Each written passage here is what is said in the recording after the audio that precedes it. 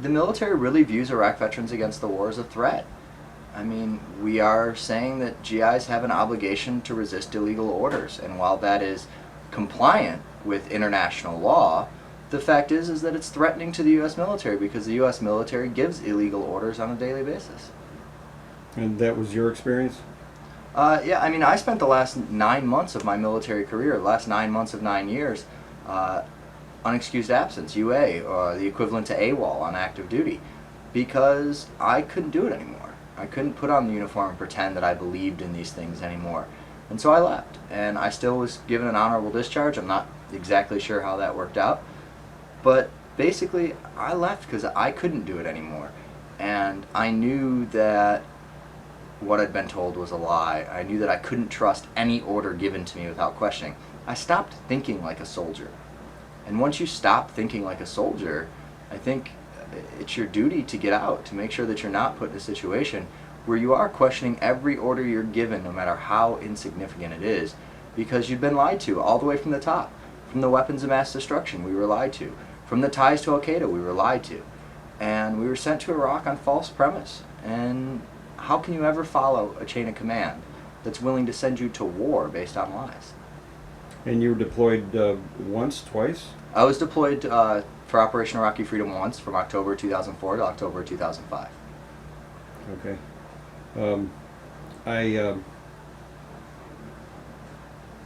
I've got enough stuff in my own life that I don't. That's terribly personal to me, private to me.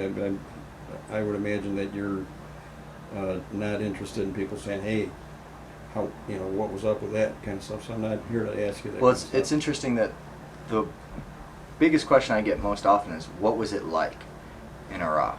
And that's the toughest question to answer. How can I break down a year of experiences to you in a way that you can possibly understand it in that period of time? It's so frustrating. I talk with so many vets about this. Every vet that I meet is frustrated by the same question. What was it like? Well, it sucked. What do you want me to say about it? It's to try and squeeze that into the couple second conversation that people want to have with you when they ask, how was it? Yeah. If people really wanted to know how it was, then they would be there.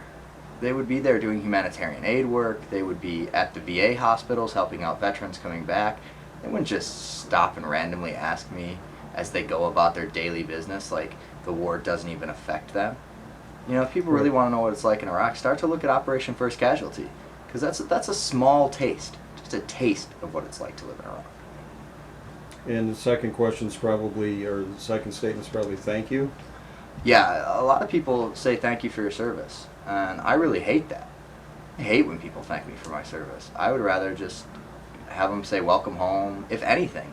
Personally, I'd rather have them say nothing. I don't, because you're not saying it to make me feel better. You're making it to make you feel better. That's why you're thanking me for my service, because you somewhere inside of yourself lack something. It's like the Vietnam vets who came home and supposedly were spit on by the left wing. No, it was the right wingers. And it's the right wingers today who abuse veterans. I've been called a coward, a traitor. I've been told I should be hung. I've had horse shit thrown at me. All by right wingers. Never by a left winger. Never by an anti-war person.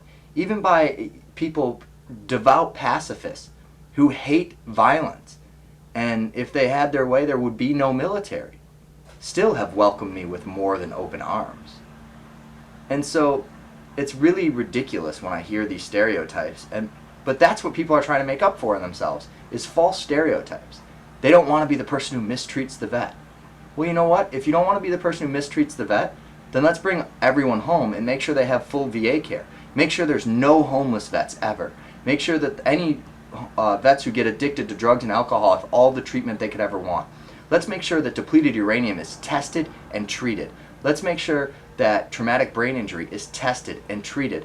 Let's make sure that PTSD doesn't have a waiting list to get treatment for PTSD. Let's make sure that all veterans are taken care of. Not just that Iraq and Afghanistan veterans are bumped to the top of the list, bumping out other era veterans. No, let's fully fund the VA to make sure that it is fully capable of doing everything that it was designed to do. And if you do that, guess what? There's no money for war. Because it would probably cost $120 billion this year just to get the VA up to snuff and take care of our veterans to start with. And then probably very close to that for the next quite a few years until we really put our vets back on the same level they were before they became veterans.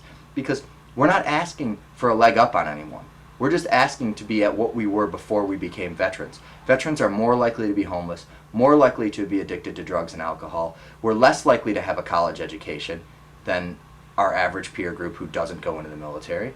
And so we're just asking to, since we served our country, since we raised our right hand and we pledged to defend the Constitution from all enemies, foreign and domestic, because we're willing to put our lives on the line for the country, that this country respect that. And that respecting that isn't putting a yellow magnet on the back of your car. It's actually honoring the troops. It's calling your senator, calling your congressperson and saying, why are there homeless vets? Calling your senator, calling your congresswoman and saying, why are vets addicted to alcohol trying to get treatment and being refused treatment at the VA? It's calling your senator, calling your congressman and saying, why is it that there's a waiting list for PTSD at the VA in my area? It's knowing where the hell the VA is in your area. Because most people don't even know where the Veterans Hospital is. Most people don't know what veterans issues are. They don't know about depleted uranium, traumatic brain injury, PTSD. I can't tell you how many lectures I give and people ask me, what's PTSD? After all this time, we don't know what PTSD is. More than 100 Iraq veterans killed themselves last year. And we still don't know what PTSD is. The major media doesn't want to talk about it. The VA doesn't want to talk about it. The White House certainly doesn't want to talk about it. So we have to.